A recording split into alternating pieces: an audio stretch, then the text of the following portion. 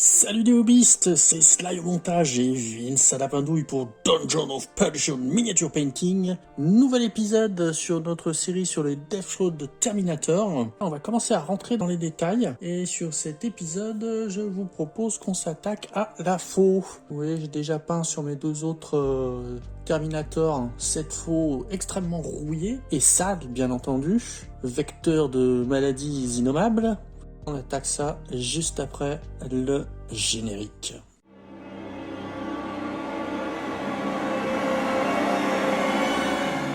Pour peindre cette faux extrêmement oxydée, on va commencer par appliquer de la Citadel Technical Typhus Corrosion. On va mettre ça sur toute notre lame. Celui-ci, il a une faux tronçonneuse, donc ce que je vais faire, c'est que je vais appliquer le Typhus Corrosion sur la lame en essayant d'épargner les petites dents de la tronçonneuse.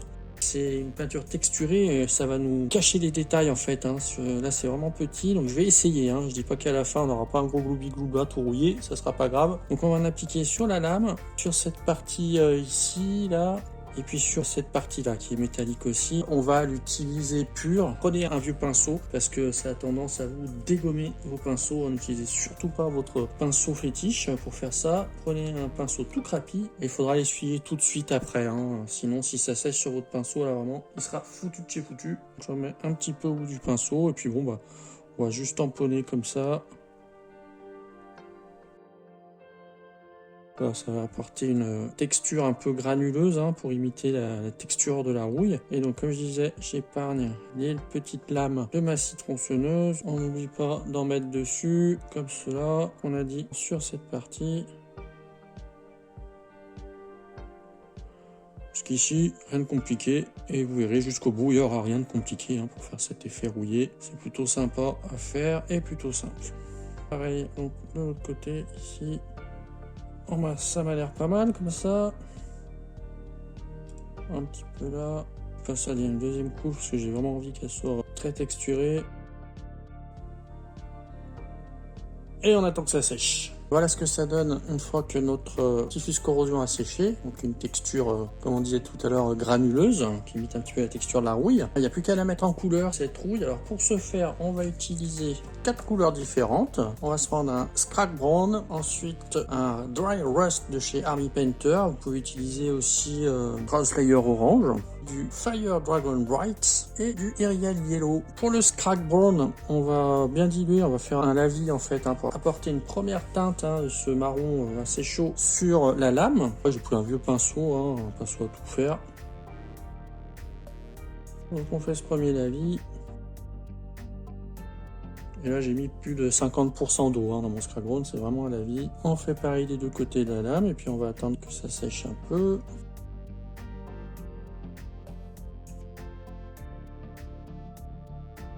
Premier passage avec le Scrap Brown. On a déjà un effet sympa. On va aller un petit peu plus loin. Maintenant, je vais diluer un peu mon Dry Rust de chez Army Painter. Puis on va tamponner avec notre pinceau un peu usé comme ça. Voilà, pour faire des petites nuances comme ça de rouille. Premier passage, on verra en séchant la teinte que ça prend. On n'oublie pas le dessus de la lame. De l'autre côté.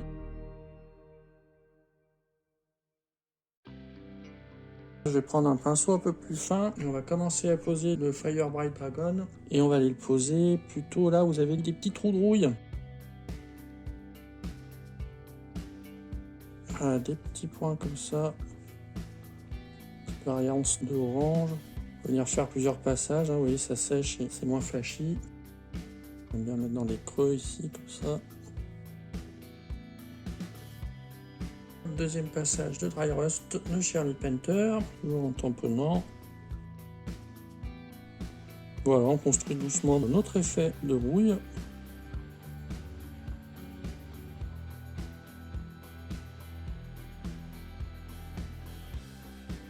J'alterne avec l'orange Dry Rust, avec le Fire Dragon Bright. Et puis on va prendre maintenant quelques pointes de notre Aerial Yellow. Il faut y aller vraiment avec parcimonie pour le jaune. Pas trop en mettre parce que la rouille ça reste orange. Il faut pas venir tout gâcher en mettant trop de jaune. Voilà, des petits points comme ça dans les creux, ça va très bien. On a presque fini cette lame. C'est vraiment très facile et très rapide à faire. Voilà, je reviens jongler avec mes différents oranges, mon jaune. Vous pouvez même mélanger vos différentes teintes. J'ai envie de passer encore un petit peu de dry rust orange, légèrement pour faire flasher un petit peu plus ce orange. On essaie de pas trop en mettre non plus pour pas gâcher les différentes teintes qu'on a apportées, pas recouvrir le reste du travail. On en met encore un petit peu, mais avec toujours notre ami une parcimonie. Et après, on viendra faire un dernier petit détail, on changera de couleur, on ira chercher un métallique. Je pense qu'on peut arrêter là pour la rouille, on est pas mal du tout. Vraiment bien. Allez, dernier petit travail sur la lame avec une peinture métallique. Je trouve qu'on a un bel effet rouille, vraiment texturé avec les bonnes couleurs. Je trouve que ça marche pas mal. Vous me direz, vous essayerez, et dans les commentaires si vous trouvez ça assez réaliste. On va prendre le Lead Belcher et là par contre on va faire du brossage à sec. Alors je prends mon vieux pinceau. Technique de brossage à sec, je vais la rappeler quand même pour les gens qui découvrent la peinture. Donc vous mettez de la peinture au bout de votre pinceau et vous essuyez tout pour qu'il en reste le moins possible. Vous avez l'impression qu'il n'y en ait plus. Et là, on va venir frotter les arêtes saillantes de notre lame de faux pour faire apparaître du métallique. Donc on va commencer par exemple par cette arête. Je frotte avec la tranche de mon pinceau pour faire ressortir du métallique. Faire pareil ici sur les dents. Ça met tout de suite en valeur la lame, ça rapporte du relief. Et puis il y a un petit côté réaliste, c'est vraiment sur les rebords de la lame, sur la lame en elle-même. À force de taper avec, j'imagine que la rouille ne reste pas, elle craque, elle saute et laisse apparaître le métal en dessous. On va essayer de faire juste cette partie-là, hop, comme ça, qui est juste avant le tranchant. On va essayer de ne pas passer sur la lame, là où on a fait notre travail de rouille, pour pas tout abîmer. Maintenant on fait vraiment le tranchant, alors je vais frotter comme ça. On va faire pareil sur ces petites pointes ici, une petite touche comme ça. On va faire le même travail de l'autre côté, de notre lame, sur les petites dents. Ah, vous voyez, ça dépose bien les pigments. Alors essuyez-le bien votre pinceau pour ne pas peindre par-dessus votre rouille. Et les petites pointes ici. Et on va arrêter là pour cette lame de faux. Par contre, on va peindre le manche ici qui a été entouré de lanières de cuir ou de tissu. On va continuer, comme on a dit, à faire des bandelettes là, de protection sur le manche de la faux. On va faire quelque chose qui ressemble à ça. Pour ce faire, on va utiliser dans un premier temps du Caraxstone. On va peindre des bandelettes en essayant de garder les ombres entre chaque bandelette dans les creux. Donc je peins un petit peu avec la tranche du pinceau pour accrocher les reliefs. Un premier passage comme ça, on voit ce que ça donne. La peinture est pas trop diluée pour éviter qu'elle aille se glisser dans les creux et me colore mes ombres. Je veux garder les ombres dans les creux. Allez, on se retrouve quand j'ai fait tout le tour. Je vais faire tout le tour du manche comme ça. Voilà ce que ça donne après ce passage de Caraxstone. J'ai fait un passage un peu plus appuyé sur le dessus, là où arrive la lumière. Mais de toute façon, on va venir éclaircir. Mais d'abord, on va salir un peu ces bandelettes avec du Guilliman Flèche. Guilliman Flèche que j'utilise comme un shade. Après j'essuie mon pinceau et je viens l'essuyer sur le dessus ici pour en enlever un peu.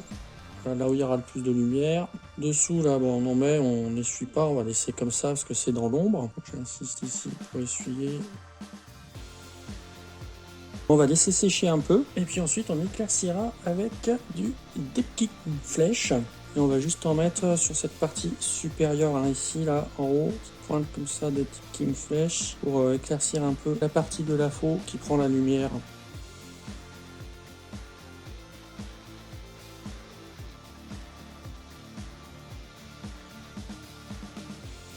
Voilà, vraiment sur le dessus du manche. Je réduis un petit peu la zone en fait. Et dernier petit détail, l'oxyde de cuivre qu'on va venir appliquer sur cette partie. On va faire peut-être un petit peu déborder autour là. Alors vous pouvez utiliser le Nilac Oxide. Là j'en ai pas à portée de main. Je vais prendre un Thousand Suns que je vais bien diluer pour faire un lavis. On va aller en mettre dans les trous ici.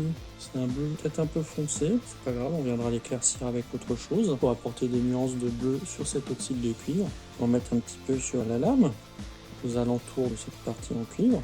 Ceci par exemple, on est pas mal.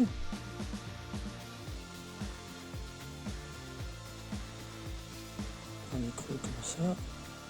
Toujours avec le pote de Nurgle, donc Monsieur Parsimony. On va l'éclaircir un peu au blanc. Voilà, je me fais un petit mélange dans ma palette. Là, ça ressemble déjà plus à ce fameux lilac oxyde. Trop minuscule. On va venir s'amuser avec ça. On va mettre par-dessus un petit peu le Frozen Suns qu'on a déjà mis. Qui est un petit peu trop clair celui-là, quoique. J'ai remis un petit peu de Frozen Suns qui sont un peu moins flashy, un peu moins clairs. Et j'ai envie de dire, on est bien. On a une jolie lame de faux, bien texturée, bien contrastée entre la rouille orange-jaune jusqu'à notre oxyde de cuivre bleu. Avec notre manche sale, mais avec un petit effet de lumière par-dessus qui est très sympa. On va s'arrêter là pour cet épisode. Et on se retrouve pour le suivant, pour vraiment les petits détails qui nous restent à faire. Là, on a vraiment fait le plus gros. Et donc, si ça vous a plu, comme d'habitude, lâchez-nous le gros pouce vers le haut. N'hésitez pas également à nous laisser des commentaires pour poser des questions, pour faire des suggestions ou des critiques constructives, s'il vous plaît. Et bien sûr, n'hésitez pas à vous abonner, c'est ce qui nous fera le plus plaisir afin de faire grandir cette petite chaîne pour que Sly et moi puissions aller plus loin encore. On vous remercie et on vous dit à bientôt sur Dungeon of Perdition Miniature Painting.